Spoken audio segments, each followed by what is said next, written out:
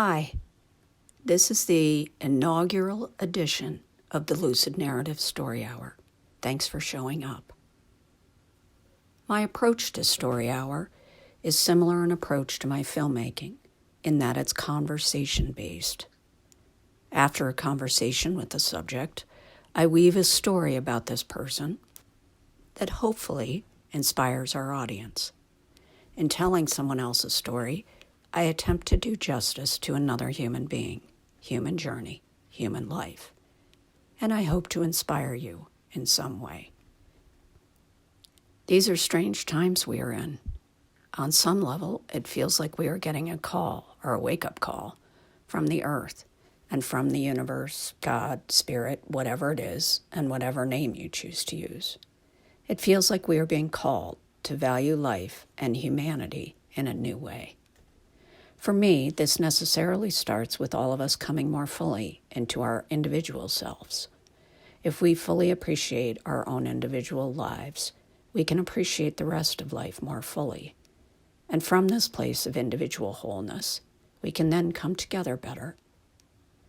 Despite the necessity of starting with ourselves, sometimes it can be easier to see beauty in someone else.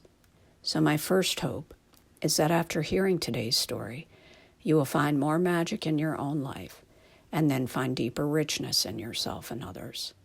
Life is a gift to each of us. These times also seem to call us to remember how connected and interdependent life is. The interconnectedness and interdependence mean that life is complex. Support can make facing complexity more manageable. Perhaps if all of us felt our uniqueness and felt encouraged and supported to find our voices, we would be better able to solve complex social and economic challenges in ways that could make life better for all of us. Welcome to Lucid Narrative's Story Hour. Our guest today is Amy Resig. Many people know Amy as a brilliant sales trainer and coach. Before we continue, I'd like to take a moment and consider what is sales. Today it seems that we have come to think of sales in terms of numbers. For example, salespeople have quotas. Further, the numbers are usually dollars. We count dollars that are given in exchange for products and services, and the higher the number, the better. But even though she was wildly successful in sales, volumes of money are not at all what Amy's about. So imagine this. A 20-something-year-old woman grabs a job that comes her way because she needs to earn a living. She gets started and does pretty well. And after about 8 months, she is invited to a meeting. She is very smart, but doesn't know and isn't experienced enough to anticipate what could unfold. So, Amy walks into the meeting at the appointed time. The room is big and full of people. She's shy and extremely reserved. She's wearing the best clothes she can afford. Remember, she's a 20-something here and in the first job of her career.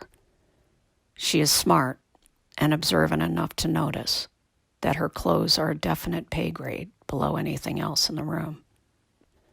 The people are new and heavy hitters. She doesn't really know anyone. There may be a familiar name or face, but there's literally no one to connect with, nothing to fall back on. In other words, she's alone, and there's nowhere to hide. The meeting starts. A man with a big title in the company, like CEO or something, gives a presentation. He has slides that are shown on a big screen in the front of the room. Everyone else is quiet and listening attentively. Suddenly, there's a list of people's names on the big screen, and Amy's name is there.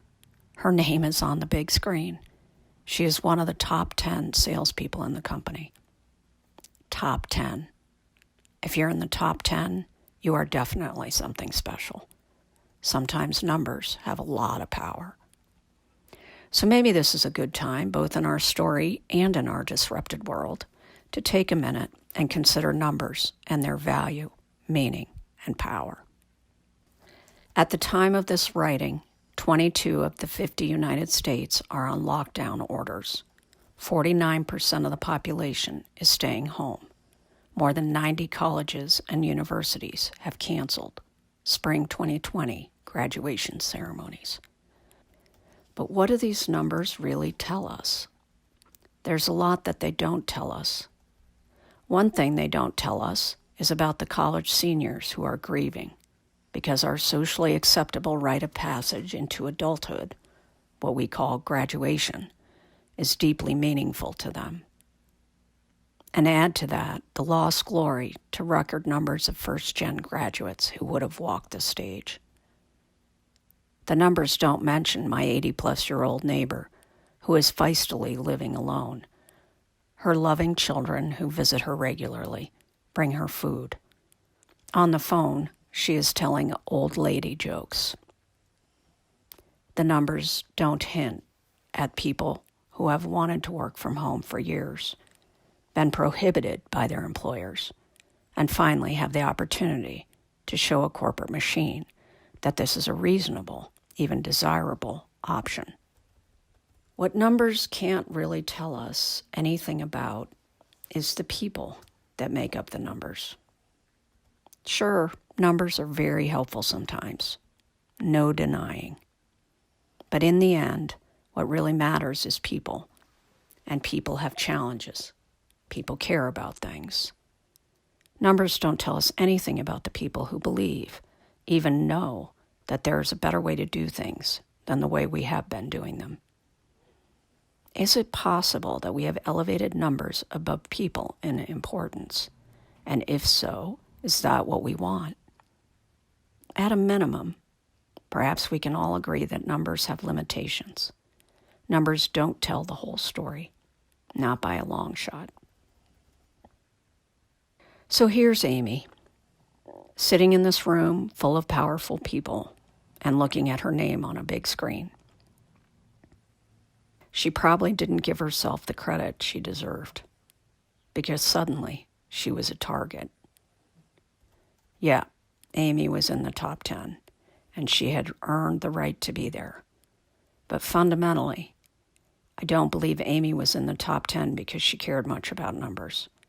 I believe that Amy was there because she cared about people, and she had focused on building relationships with people and helping them solve their problems. Bottom line here, Amy played the numbers game well and went on to be highly successful in her sales career. And Amy's way of approaching sales by putting people first makes her a powerful sales trainer and coach.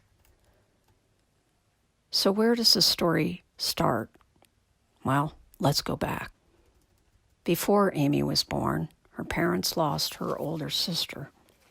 They later divorced, and her dad remarried fairly quickly. Her mom remarried later. Amy became an only child with 4 adoring parents. She fondly remembers feeling well-loved and cared for, particularly by 2 women who gave her inspiring models of a woman's capabilities. Little Amy was a quiet child. She was introverted and shy. She was also intently observant. Amy's mom was part of a group of women who played card games and rotated hosting at each other's houses. When the card players came to her house, Amy had a perfect opportunity to practice her powers of observation. So, imagine this boisterous group of women playing card games, perhaps feeling empowered by a glass of wine or 2, chatting and calling points or whatever they were doing, while Amy roamed freely among them, relatively unnoticed. But while they weren't paying much attention to her, she was observing them intently. She noticed the words they used. She listened to the volume and timbre of the voices. She made mental notes about who spoke loudly and who was more reserved. She observed how different tones and inflections influenced responses from others. Amy watched the way the women gestured, postured, sat, stood. She noticed their clothing and accessories, how they related to furniture and objects. She also noted the qualities of different interactions. In other words, she studied groups and individual behaviors. She took notes in her mind, and then she thought about all she had observed. Now, we all know how children mimic behavior and learn from adults. So this might sound like a game many children play. But the difference is the way Amy took it one step further. She looked at her observations. She mimicked what she admired in the woman, and then observed the responses she received. It's impressive to think of a young girl with such great clarity and insight. It seems obvious that her passion for studying people and all their subtleties of communication started at this young age. In any case, this early research started Amy on a lifelong quest to understand human psychology and behavior. Years later, Amy and her mom talked about this experience. They put together what Amy had noticed about the different women with what her mom knew about them and their lives. And, as you may have guessed, Amy's observations were pretty accurate. The women whose behaviors seemed the most erratic had led the most tumultuous lives. If we reflect on this part of Amy's story, this experience seems pivotal to how Amy operates in her life today. Years of observing behaviors and responses has helped Amy develop her gift of connecting with people and connecting people with each other. Amy is also self-reflective and insightful. A quote by Socrates, the ancient Greek philosopher, comes to mind. He said, "The unexamined life is not worth living." When we examine our own lives, we observe them and pay attention. We can think about what we do, how we do it, and what might be underneath. Reflection can add great value, as Socrates suggests. It can help us live in a way that honors every moment that we are given. Amy's story is also a great reminder that little things can mean a lot. In Amy's observations, these little things might be gestures or vocal inflections. In our strange lives today, these little things might be an invitation to play from a child or a pet, or they might be exchange of smiles with a stranger. We can notice the little things that give us joy and feel grateful. There was another powerful force in Amy's formative years. She was deeply loved and cherished by her father. In my imagination, as I think about Amy's dad, I picture a powerful and gentle man. Perhaps he's soft-spoken and reserved, a master of himself as he responds rather than reacts to whatever life hands him. Amy remembers that he took lots of kids under his proverbial wing. Maybe any kid in the neighborhood who needed a grown man for a guide had this man to turn to.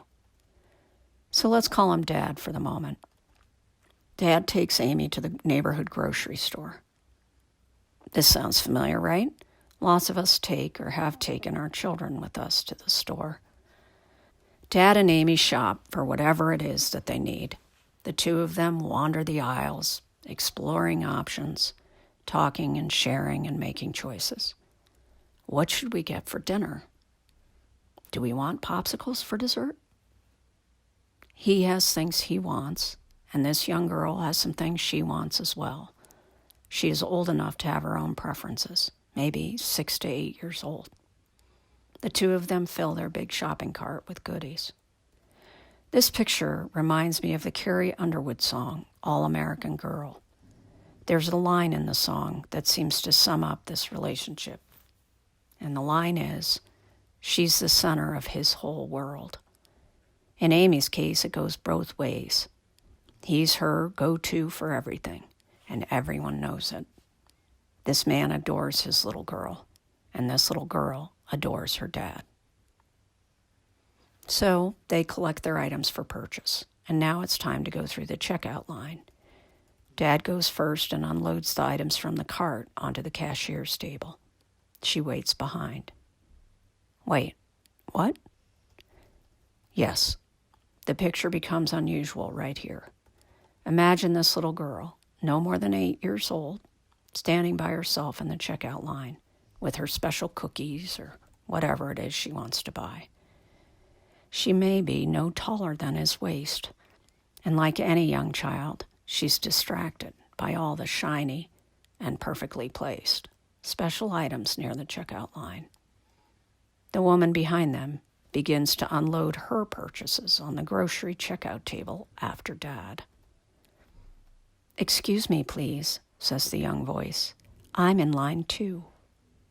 Because she is. Now what happens next can go several different directions.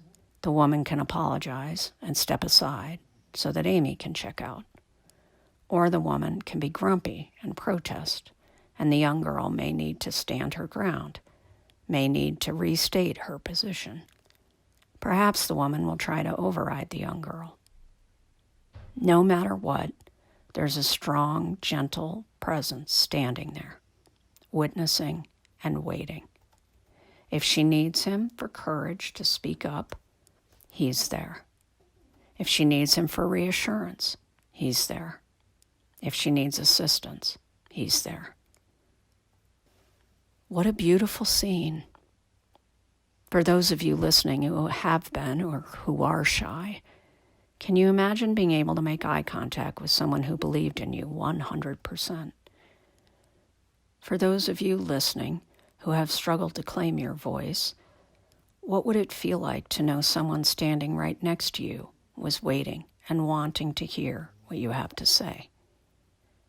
For anyone who has felt alone at some point in life, what does it feel like to have a strong, loving, gentle presence who knows who you are, standing right there beside you, believing in you? Well, Amy survived the grocery checkout line, and she learned that she had a voice, and she learned that she should use it. And she learned the power of support, having it and giving it. Let's send out a special thank you to Amy's dad. Thank you for showing us what it looks like to be a strong, gentle, wise force in life. Thank you for helping us know how it feels to be supported in our inner knowingness. And thank you for demonstrating how to support each other with quiet presence and strength. Thank you, Amy, for sharing your dad and your mom's and your story with us. Thank you for the inspiration to examine our own lives, approach this examination like treasure hunters. And thank you for the reminder that each of us has a powerful, gentle force inside ourselves that can support us and help us be supporting of others without feeling compromised. Thank you, Amy, for the presence you are in this world. Your passion and commitment to people can help inspire us to grow into the greatest humans we can be. We've come to the end of our story today. I hope you've enjoyed it. Thank you for listening. This has been Story Hour with Lucid Narratives. Until next time, stay well.